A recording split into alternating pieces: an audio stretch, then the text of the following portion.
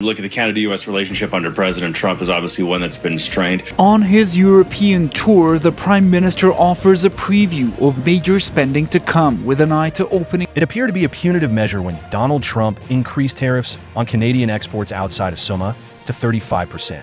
Cost increases for manufactured goods, steel, aluminum, and lumber put supply chains under stress and endangered jobs. The shock hit many Canadian sectors at once. One sector, however, was distinct. There was little change in the energy sources from gas and oil to electricity, uranium, and the new potential of liquefied natural gas. In the midst of Trump's trade battle, Canada has turned this fact into its shield. It's more than just protection, either.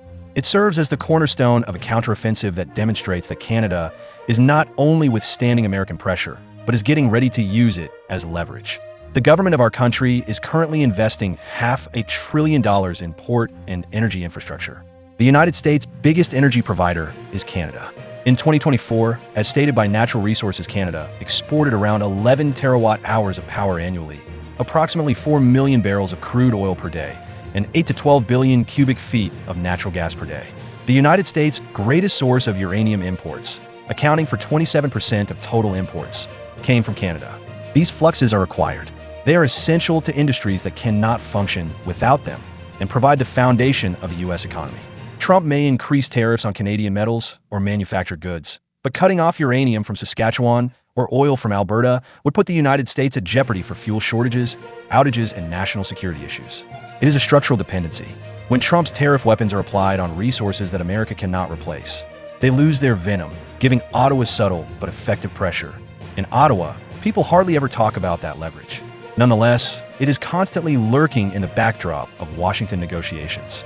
The Port of Montreal's managers estimate that expansions would generate $140 million annually, and the Port of Churchill in northern Manitoba would transport liquefied natural gas to foreign markets.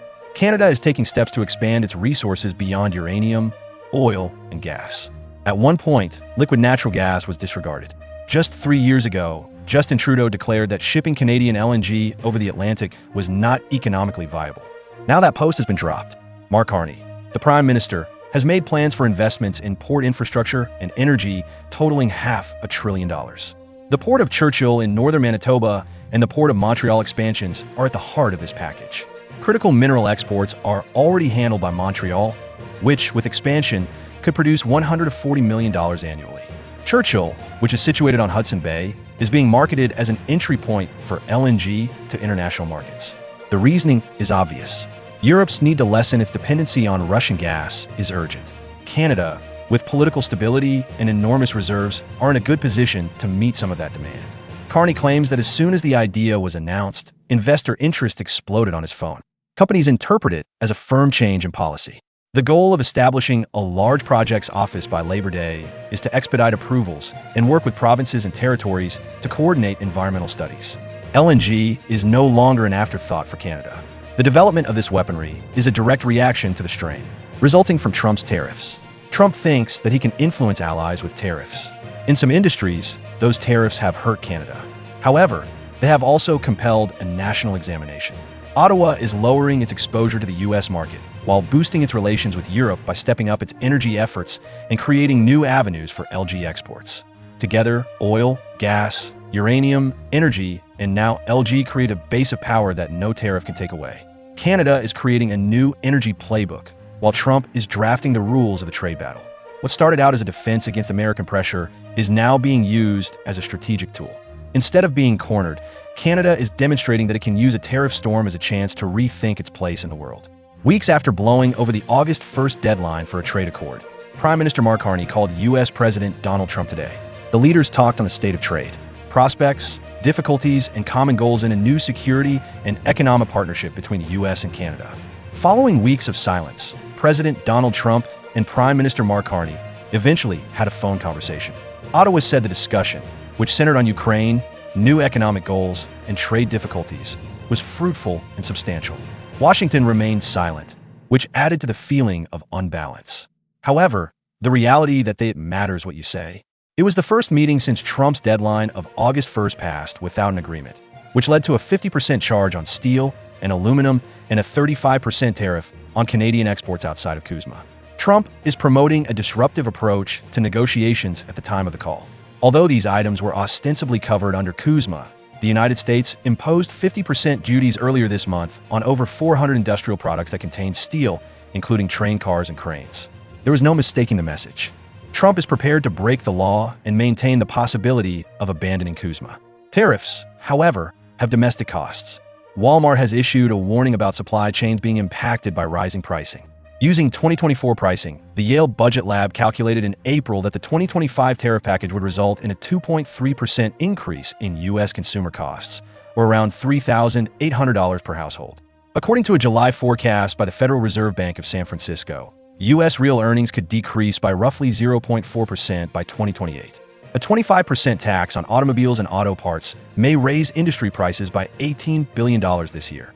The Michigan-based Center for Automotive Research has warned. These numbers demonstrate that domestic stress is exacerbated by disruptions overseas. Although Canada faces an enormous task, it is not powerless. Carney has rejected requests to follow Trump's every move, opting instead to exercise patience while retaining his influence. Energy is still the most evident. By far America's biggest importer, Canada supplied about 4 million barrels of crude oil per day to the U.S. in 2024. Over 8 billion cubic feet of natural gas were shipped every day, and about 27% of the uranium utilized in U.S. nuclear power reactors came from Canada. It is difficult for Washington to replace these dependencies. Critical minerals are another area where Canada excels. Nickel electric cars and defense supply chains depend on cobalt and rare earth elements that are mined north of the border. Additionally, approximately 85% of bilateral trade still occurs duty-free under CUSMA, providing Canadian exporters with a core of stability while disputes are resolved, even with the increased tariffs. Ottawa's retribution has likewise been selective. It imposed 25% tariffs on 30 billion Canadian dollars worth of American imports in March, focusing on consumer goods including food, drink, and motorbikes. Pressure points intended to target American voters who are politically sensitive. According to the summary, Carney and Trump also decided to speak soon. There are 3 ways to go forward. One is a structure akin to the agreements made with South Korea, Japan, and the United Kingdom, wherein tariffs were limited to between 10 and 15% in return for purchases and commitments of investment. Another would be for Canada to take a more direct approach to negotiations on energy and minerals, providing steady access in exchange for tariff relief. A third is structural and legal, from broadening exports to Europe and Asia to pursuing disputes under CUSMA and the WTO. Although none of these routes ensure instant relief, they demonstrate that Canada has some clout. Carney has demonstrated that he will not jump into a terrible deal, but Trump is still in the center. The trade deadlock was not resolved by the most recent call. However, it signaled the start of the subsequent stage where how North America's 2 closest allies handle one of their most tumultuous economic partnerships in decades will depend on their fortitude and strategy. As President of the United States, I stand here today to proclaim that America will prevail in the AI race, which it initiated. Compared to the data centers we have been accustomed to since the internet era, AI data centers are an order of magnitude more power-hungry. Negotiations with Canada and China came to a halt after August 1st, and Trump's America's growing need for energy and vital minerals to support its manufacturing and artificial intelligence goals is now clashing with the most recent tariff actions. Trump cannot afford to ignore the truth that lies behind those headlines. Canada is a major supplier to the United States. Furthermore, Washington would suffer significantly more than Ottawa from losing that relationship in the competition to become the leader in semiconductor and AI production. In my opinion, the primary issue that the industry as a whole needs to the energy use is addressed. That is simply enormous. That is a problem that needs to be solved by the industry and energy producers. They need to figure out a better way to supply that electricity. America's soaring energy consumption is now clashing with Trump's most recent tariff drive. The same energy required to power AI data centers and restore domestic semiconductor production. His plan to impose a 100% tariff on imported chips is intended to coerce businesses into constructing or funding American facilities. For instance, Apple promised to invest $100 billion in new American initiatives. Electricity is a hidden cost associated with that type of industrial build-out. According to Dominion Energy, demand for data centers in Virginia, which has the biggest market in the world, may double in the next 15 years. On a single campus, AI data centers alone can attract over a gigawatt. Virginia is just one example, too. AI data centers are growing across the U.S., from server farms in Oregon to tech corridors in Texas, and they all need a lot of electricity all the time. Additionally, moving production of semiconductors home will increase the workload. It all depends on a steady supply of large-scale energy. At that point, Canada's involvement becomes inevitable. Therefore, I usually include both clean and conventional energies when I discuss having an energy superpower. What does that mean then? Indeed, it refers to gas and oil. It entails using gas and oil, our gas and oil. Without a doubt, it also means increased exports. Canada is currently the biggest energy supplier in America. The United States imported between 3.8 and 4.3 million barrels of Canadian crude oil per day, according to trade data from 2024. Canada's natural gas imports averaged around 5 billion cubic feet per day, which is 7% more than the previous year. About 1 million U.S. houses could be powered for a year with the approximately 11.4 terawatt-hours of electricity that flowed across the border. A significant portion of America's nuclear fleet was fueled by Canadian uranium, which accounted for about 27% of all U.S. imports, the highest percentage of any nation. Critical minerals are on top of that. We bring all of Ontario's vital minerals here as interlocators. Take nickel, for instance. Well, Ontario is where nickel originates. It's of superior quality and cannot be replaced anywhere else in the globe. For several defense and battery uses, Ontario's premium nickel has no domestic equivalent in the United States. Germanium from British Columbia is necessary for night vision devices, solar panels, and fiber optics. Additionally, the only tech smelter and trail from Canada. It would take years of supply chain modifications to switch these commodities from one source to another. There would be immediate repercussions if these flows were disturbed. It would be very challenging to replace Canada's special combination of proximity, scale, and stability, and industrial facilities, data centers, and chip fabs would have to deal with increased prices and potential delays. We can be an energy superpower. We've every element involved in nuclear, hydro, and possibly carbon capture and storage, which will be a factor in determining industrial competitiveness. Mark Carney, the Prime Minister, has decided against making a deal too soon. His approach is to maintain open communication while rejecting conditions that might impair Canada's standing in the long run.